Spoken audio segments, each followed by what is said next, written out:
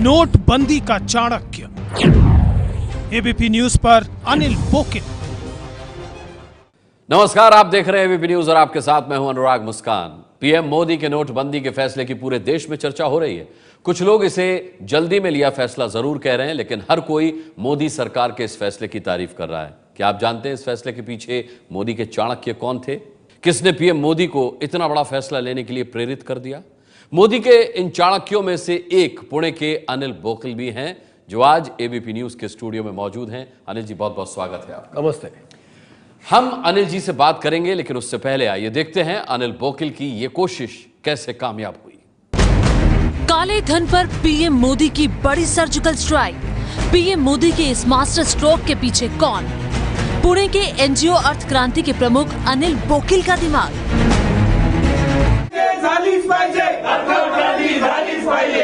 आर्थिक सुधारों की अपनी मुहिम की पहली कामयाबी का जश्न मनाने की ये तस्वीरें उसी अर्थ क्रांति एनजीओ की है, जिनकी 16 साल की मेहनत अब रंग लाई है। इस एनजीओ के प्रमुख हैं अनिल बोकिल। अनिल ने 3 साल पहले पीएम मोदी को 500,000 के नोट बदलने का आइडिया दिया था, जिस पर इसी महीने 8 नवंबर को मोदी सरकार ने लागू कर देश में काले धन पर मास्टर स्ट्रोक जड़ दिया।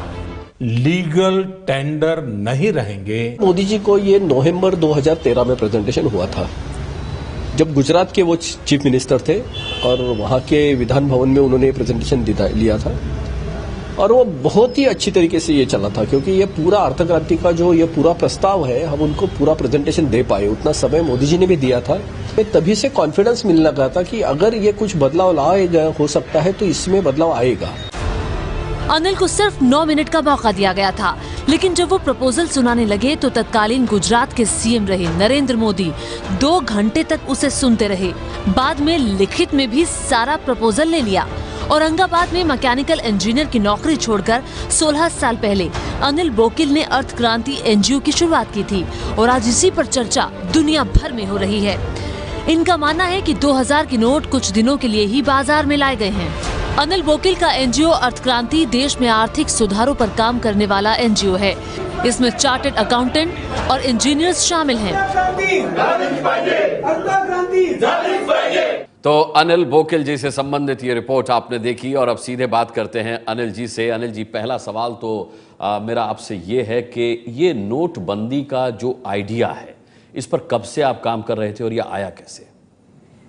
ये नोटबंदी का जो आइडिया है ये पूरा नहीं है, ये अर्थ क्रांति प्रस्ताव का एक भाग है। अर्थ क्रांति प्रस्ताव एक पूरा प्रस्ताव है जो 16 साल से हम बड़ी लोगों की एक टीम कर रही है। इसमें अनिल बोकिल एक अकेला आदमी नहीं है। अच्छा।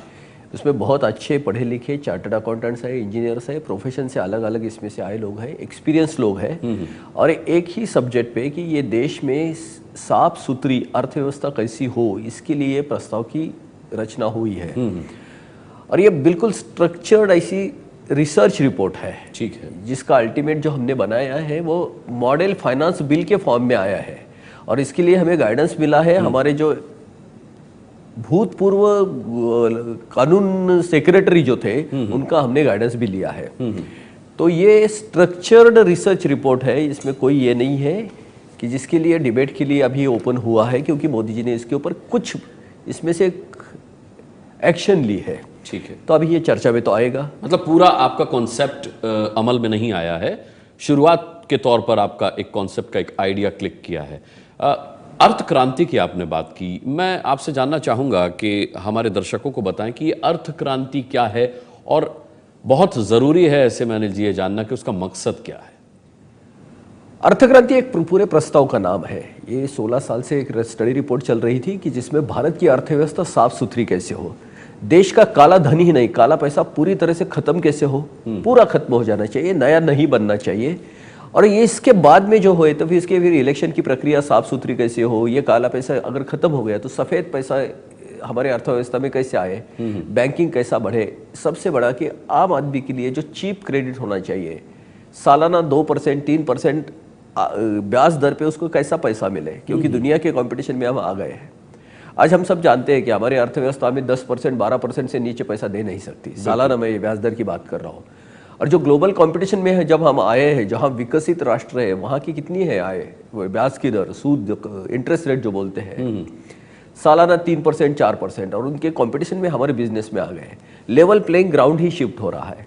दूसरी बात है किसानों की, किसानों तक पैसा पहुंच ही नहीं रहा है। मेहनत हो रही है, अनाज उपज तो बढ़ रही है, सब गोडाउन हमारे टाइट है। यानी किसान का मतलब यह है कि किसान काम तो कर रहा है लेकिन उसको भाव नहीं मिल रहा है। बड़ी मात्रा में उसकी आत्महत्या हो रही है। डिस्पेरिटी इतनी बढ़ी है कि हैव्स और हैव नॉट्स के बीच में गैप बहुत बढ़ चुका है। अब तो हम सब जान ही चुके हैं कि हमारी पूरी इलेक्शन ही अभी, पूरी प्रक्रिया ही अभी काले धन पे खड़ी है। तो ये कैसे साफ सुथरी हो जाएगी? इसमें कोई आदमी की गलती कितनी है मालूम नहीं, लेकिन पूरी व्यवस्था ही गलत हो रही है। कोई भी चीज जो सही डिलीवर होनी चाहिए वो डिलीवर नहीं हो पा रही है। और हम क्या कर रहे हैं कि उसमें कुछ आदमियों को उसका दोषारोपण कर रहे हैं, लेकिन ये वैसा नहीं है। ये कैरेक्टर का प्रॉब्लम नहीं, ये पूरी व्यवस्था का ही प्रॉब्लम हो गया है। अगर इसको करना है तो पूरा क्लीन स्वीप करना चाहिए। एक नई व्यवस्था की जो बेसिकली काले पैसे को, काले धन को निर्माण ही ना होने दें, और जो आज जो हुआ है उसको पूरी ये हमारी सफेद या कानूनी अर्थव्यवस्था में उसको संभाले, फिर उसके ऊपर गवर्नेंस आएगा, फिर ये गवर्नेंस से पूरी व्यवस्था सुधर जाएगी जी। पॉलिटिक्स से लेके सब कुछ बदल जाएगा जी। ये जो आपने अर्थ क्रांति का कॉन्सेप्ट बताया, इसके बारे में भी मैं बात करूंगा, क्योंकि बहुत डिटेल्ड स्टडी के बाद आपने ये प्रपोजल तैयार किया है। यहाँ मैं आपसे ज़रूर पूछना चाहूँगा कि पीएम मोदी से आपकी कब मुलाकात हुई थी और क्या बातचीत हुई थी मुलाकात के दौरान? हमारी जब मोदी जी से बात हो गई थी, वो पीएम नहीं थे। वो गुजरात के चीफ मिनिस्टर थे। वो नवंबर 2013 में उनकी हमसे बात हुई थी और एक बड़ी बात चली थी। वो करीबन 1.5-2 घंटे का ये प्रेजेंटेशन था, जो 45 मिनट का एक टेक्निकल प्रेजेंटेशन है। जब मोदी जी ने वो देखा तो सही में ऐसा लगा कि मोदी जी को उसमें से बहुत सी चीज़ शायद ये हो गई है, क्लिक कर गई है। और उसका तो हम देख ही रहे थे, यानी जनधन योजना हो या कुछ भी हो, हमारा इंसिस्टेंस ये पहले से ही था कि जो कैश बेस हमारी इकोनॉमी है उसको हम थोड़ा बैंकिंग बेस पे लेके जाए। कैश बेस के बहुत प्रॉब्लम है। उसके एक तो क्या है, उसके ट्रांजैक्शन और उसके जो व्यवहार होते हैं उसके फुटप्रिंट कभी नहीं रहते। कौन किसको किस माइस में ट्रांजैक्शन हो रहे हैं, पैसा किस कहाँ जा रहा है, किसी को कुछ नहीं समझता। दूसरी चीज़ ये है कि ये जो कैश बेस इकोनॉमी है वो आहिस्ता आहिस्ता कमोडिटी पे शिफ्ट होती है। आज जब हम आधुनिक अर्थव्यवस्था में आ गए हैं तो आज की समाज व्यवस्था में अभी सिर्फ 2 जाति बच गई है, हैव्स और हैव नॉट्स। बाकी सब पुरानी है, बाकी का सब भूतकाल है। आज मार्केट व्यवस्था में सबसे बड़ा वो होता है जिसके सिवा मार्केट चल ही नहीं सकता, वो होता है कस्टमर। और सबसे नीचा होता है जिसकी मार्केट बहुत घृणा करता है, वो होता है भिखारी।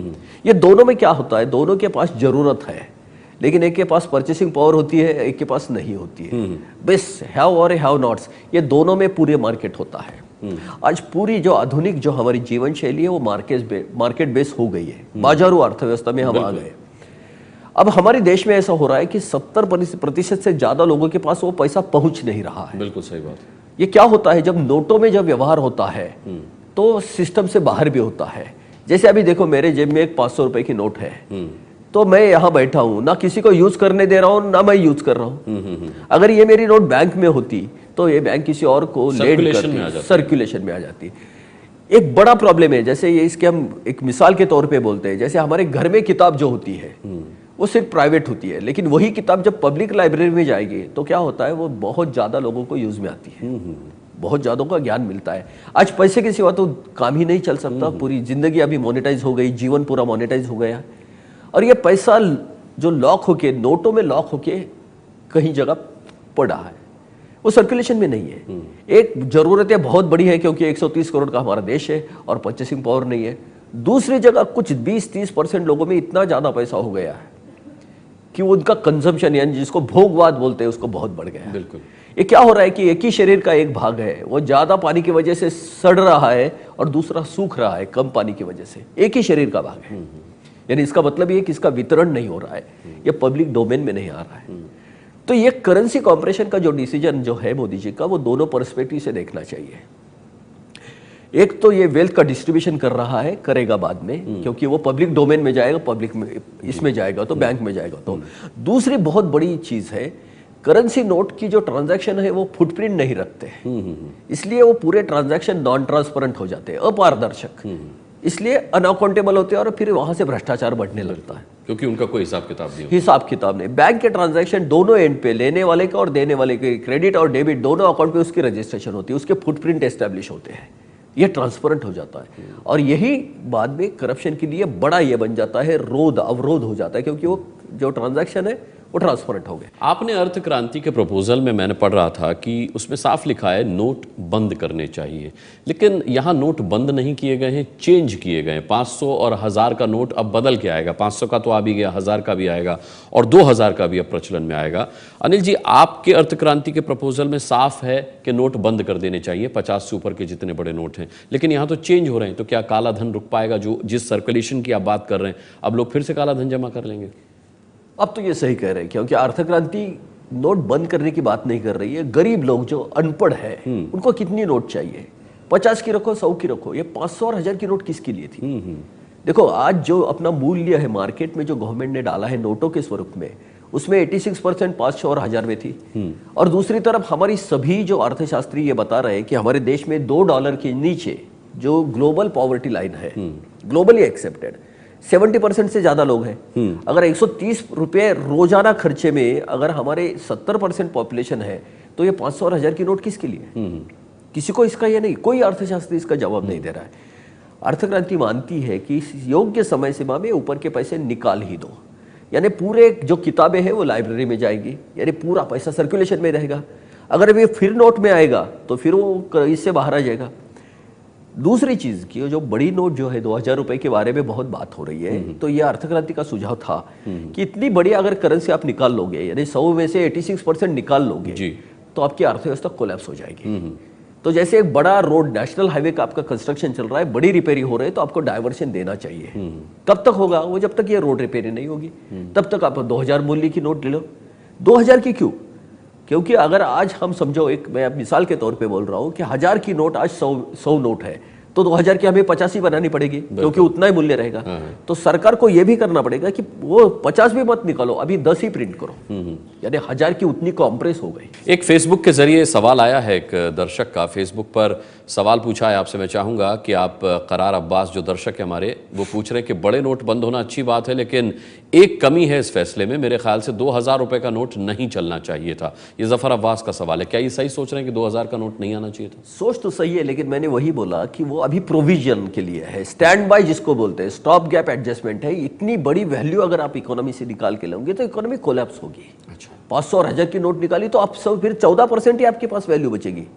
100 में से अभी 86% वैल्यू निकाल के गई तो ये मार्केट चलेगा ही नहीं, सब मर जाएंगे, इकोनॉमी कोलैप्स हो जाएगी। तो ये बाईपास है, अभी कम क्वांटिटी में निकलेगी और ये भी डिमोनेटाइज होने वाली है। ब्याज दरों के ऊपर आज एसबीआई से अरुंधति जी ने एक सवाल उठाया था, कुछ जानकारी भी दी थी, वो सुन लेते हैं, फिर मैं आपसे बात करता हूं। बैंकिंग सेक्टर में बदलाव तो आएंगे, बदलाव दो तरीके से आएंगे। एक तरीका है कि घर में जो कैश पड़ा हुआ था वो अनप्रोडक्टिव कैश है, उससे कुछ उपजाऊ नहीं होता है, प्रोडक्शन नहीं बढ़ता है, वो अगर बैंक में आ गई तो बैंक उसको लेंड करके आपका प्रोडक्शन बढ़ा सकता है।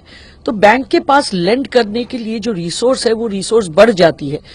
अगर ये बढ़ जाती है तो हमारे इंटरेस्ट रेट भी घटते हैं, तो सब तरीके से जो लोग व्यवसायी हैं उनके लिए अच्छा होता है, उनके लिए लोन मिलना आसान होता है।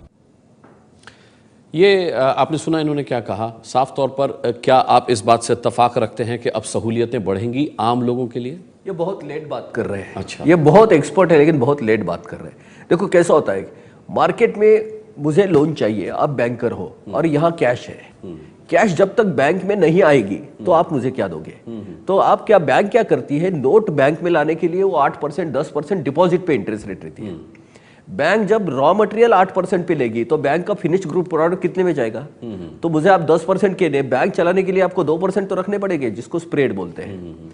तो कम से कम मुझे 10% से आप नीचे दे ही नहीं सकते।